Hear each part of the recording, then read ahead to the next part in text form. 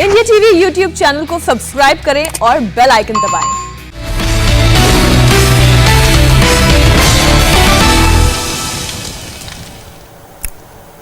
और आपको बता दें कि शोभन देव से हमारे सहयोगी 22 अप्रैल को बंगाल में छठे फेज का वोटिंग होनी है। वोटिंग के एक दिन पहले 9-24 परगना के टीटागढ़ में बम विस्फोट से पूरे इलाके में हड़कंप मच गया। बम ब्लास्ट टीटागढ़ के एक क्लब में हुआ। बताया जा रहा है कि चुनाव में दहशत का माहौल बनाने के लिए क्लब में बम रखे गए थे और बनाए भी जा रहे थे, लेकिन इस दौरान विस्फोट हो गया। बम ब्लास्ट में एक शख्स की मौत भी हो गई। विस्फोट कितना जबरदस्त था इसका अंदाजा इसी बात से लगाया जा सकता है कि क्लब की पूरी छत ही उड़ गई, दीवार भी भरभरा कर गिर पड़ी। पुलिस ने आशंका जताई है कि क्लब में बम बांधने के दौरान विस्फोट हो गया। घटना के बाद पुलिस ने पूरे क्लब को सील कर दिया है। हमारे सहयोगी मनीष भट्टाचार्य मौके पर पहुंचे, उन्होंने पूरे हालात का जायजा लिया।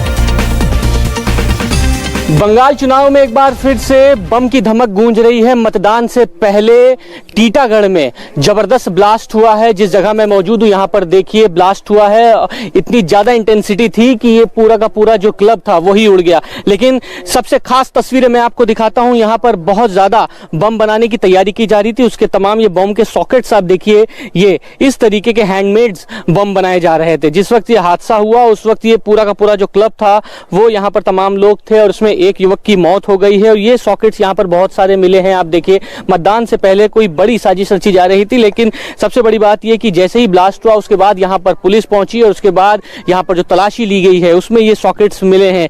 ये सॉकेट्स बम बनाने के हैं। इनसे देख के मालूम पड़ता है कि ये हैंडमेड्स बम बनाने की तैयारी की जा रही थी। ये देखिए पूरा जो क्लब है, जो पूरा जो छज्जा है वो पूरी तरीके से उड़ गया है। ये एक बाल्टी भर के देखिए ये सॉकेट्स मिले हैं। लगभग 100 से 200 बम बनाने की तैयारी की जा रही थी। क्या ये हैंडमेड्स बम बनाए जा सकते हैं? मालूम तो नहीं है, कौन बोलते हैं मालूम नहीं है ऐसा। लेकिन फिर भी प्राइमर ये बम बनाने का ही मटेरियल है ये। हाँ हमको तो मालूम नहीं है, इसको कोयता बोलता है। बम बनाने का मटेरियल है, लेकिन ये बम बनाने का मटेरियल है। और अभी आपको मैं दिखाना चाहता हूं कि ये टीटागढ़ में हम इस वक्त मौजूद हैं, जो कि बैरकपुर लोकसभा में आता है।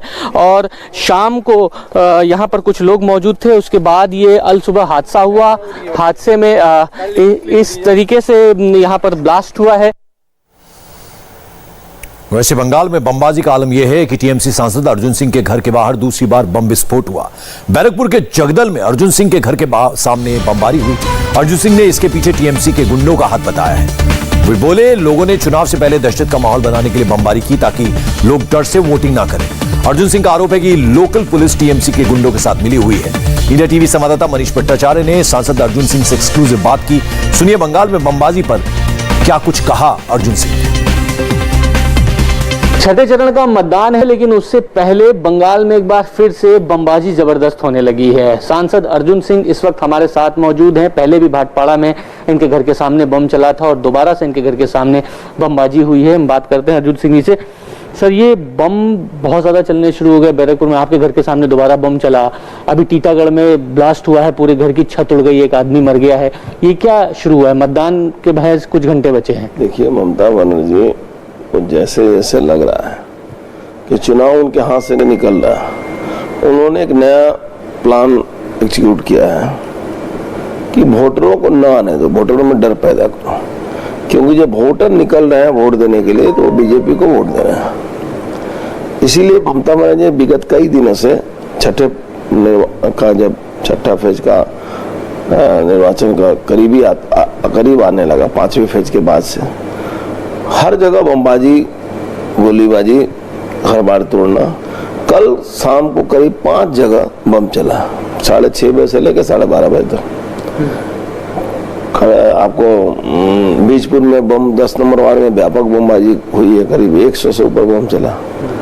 जगदल विधानसभा के देवक में, विवेक नगर में, जगदल में करीब मैंने रात में 12 बजे के बाद से 1:30 बजे के बीच में चला।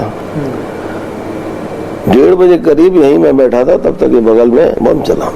पूरी लोकल पुलिस गुंडों के साथ है। आप सोच नहीं सकते हैं कि किस हद तक। मैं तो चैलेंज करता हूं कि तुम्हारा कैमरा से सब फुटेज निकालो और कौन एक बीजेपी का आदमी दिखा दो कि जिसने बम मारा। तो वो वहां तो है नहीं, कुछ कोई करे तब ना। एक वीडियो फुटेज नहीं दिखा सकते, ना मुझे दिखा सकते, ना मीडिया को दिखा सकते, ना कोर्ट को दिखा सकते। मतदान होना है सर, और अब तो भय का माहौल पूरा है। इस तरह से भय का माहौल है, या तो लोग रिएक्ट करके ज्यादा मतदान करेंगे और या तो लोग डर से नहीं निकलेंगे। और आज बंगाल में कालियागंज के गोयलपारा में देसी बम मिलने से हड़कंप मच गया। ये सभी बम 266 नंबर पोलिंग बूथ स्टेशन के पास से बरामद किए गए। बम मिलने की खबर मिलते ही बॉम्ब स्क्वाड की टीम वहां पहुंची। जवानों ने कई घंटों तक आसपास के इलाकों में बाकायदा सर्च ऑपरेशन चलाया। इस दौरान बाल्टियों में कई बम बरामद हुए। बम स्क्वाड ने सभी बरामद देसी बमों को पोलिंग बूथ स्टेशन से दूर हटा दिया है। और कोलकाता का भवानीपुर ममता बनर्जी का गढ़ माना जाता रहा है। भवानीपुर से ममता ने 7 बार चुनाव जीता है, लेकिन इस बार ममता ने भवानीपुर से टीएमसी के सबसे सीनियर लीडर शोभन देव को उतारा है। बीजेपी भवानीपुर पर फुल फोकस बनाए हुए है। ममता के गढ़ में कमल खिलाने की कोशिश है, लेकिन भवानीपुर में बीजेपी को मात देने के लिए टीएमसी की क्या तैयारी है, इसे जानने के लिए इंडिया टीवी संवाददाता अमित पालित ने ममता के मंत्री और भवानीपुर से टीएमसी उम्मीदवार शोभन देव से बात की। जरा सुनिए। आपका जो सीट था जहां से लगातार जीतते हुए आपको सीट से नहीं मिला, इस बार भवानीपुर से, क्या लग रहा है आपके लिए एडवांटेज है डिसएडवांटेज है? देखिए, मैंने 7 बार जीता है, 7 बार कॉन्टेस्ट किया, 7 बार जीता है, ये 8वां बार है। लेकिन जहाँ से हम 5 बार जीता उसका ग्राउंड तो मैंने प्रिपेयर किया, और इसका ग्राउंड प्रिपेयर किया चीफ मिनिस्टर खुद ही प्रिपेयर किया। तो मैं एक फार्मर हूँ, जहाँ पे ज़मीन अच्छा होगा वहाँ से कैसे फसल उठाना पड़ता है वो हमको जानकारी है। तो अच्छा, मतलब फार्मर मतलब आपको बोला नहीं, ये है तो आप हो गए मतलब राजनीति के फार्मर हैं, आप उस ग्राउंड को तैयार कर लेते हैं। ग्राउंड तो तैयार था, लेकिन हमारा एक एडवांटेज है कि मैं तो बाहर से इलेक्शन कॉन्टेस्ट किया, इस बार मैं अपना वोट अभी देगा। This is the first time. किसी नेता को हमने देखा कि बीजेपी के जो नेता है उनकी तारीफ कर रहे थे आपके बारे में, आपके खिलाफ नहीं बोल रहे थे, लेकिन दूसरी जगह जब जाते हैं तो देखते हैं कि जिस तरह से आपके पार्टी के लोग हों, सब लोग एक दूसरे पे बहुत जबरदस्त तीखा टिप्पणी करते हैं। आपके जैसा क्यों नहीं है कोई? नहीं, हम देखिए जो कल्चर हमको हुआ है हमारा, आपके बाकी नेता क्यों नहीं आपके घर? हमारे बाकी नेता सब तो ऐसा नहीं बोलता है, कोई थोड़ा रफ माने टफ इसलिए होता कि देखिए, मान लीजिए कि नरेंद्र मोदी प्राइम मिनिस्टर, हमने इतना दिन पॉलिटिक्स में नहीं देखा कभी एक प्राइम मिनिस्टर दोबारा आया कोई इलेक्शन मीटिंग में, इधर में हर रोज आ रहा है, ये चेंज हुआ। दूसरा, इधर में आके वो दीदी भाई को देखिए, प्राइम मिनिस्टर हमारा देश का आइन का कस्टोडियन है, तो एक आदमी के ऊपर आरोप लगाने का पहले उसको जानकारी होना चाहिए कि इसको प्रूव होना चाहिए। और ऑक्सीजन पर बंगाल से लेकर दिल्ली तक सियासत हो रही है। देश के अलग अलग राज्यों में डिमांड के मुकाबले ऑक्सीजन की सप्लाई बेहद कम है। आज प्रियंका गांधी ने केंद्र सरकार पर सवाल उठाया। प्रियंका ने आज की पहली और दूसरी लहर के बीच सरकार के पास काफी वक्त था, यह कहा, फिर भी सप्लाई की व्यवस्था दुरुस्त नहीं की गई। स्टॉक होने के बावजूद ऑक्सीजन नहीं पहुंच पा रही। हमने ठीक तरह से प्रेपरेशन किया होता, अगर हमने तैयारी की होती तो फर्स्ट वेव और सेकंड वेव के बीच में हमारे पास कई महीने थे कि हम इसके लिए हम तैयारी कर सकते थे। कैसे? हमारा देश जो है ऑक्सीजन का सबसे बड़ा मैन्युफैक्चरर है। फिर ऑक्सीजन की कमी क्यों हो रही है? क्योंकि उसको ट्रांसपोर्ट करने की सुविधा नहीं बनाई गई है। आपके पास 8-9 महीने थे, आपको मालूम था, आपके अपने सीरो सर्वेज कह रहे थे कि एक सेकंड वेव आने वाली है, आपने उसको इग्नोर किया। आपके पास समय था, आप ये सुविधा बनवा सकते थे, वॉर फुटिंग पर करा सकते थे। आज स्थिति ये है कि हिंदुस्तान में मात्र 2000 ऐसी ट्रकें हैं जो ऑक्सीजन को ट्रांसपोर्ट कर सकती हैं। तो आप समझ सकते हैं कि कितनी बड़ी त्रासदी ये है कि देश में ऑक्सीजन उपलब्ध है, लेकिन जहां पहुंचना चाहिए वहां पहुंच नहीं पा रहा है।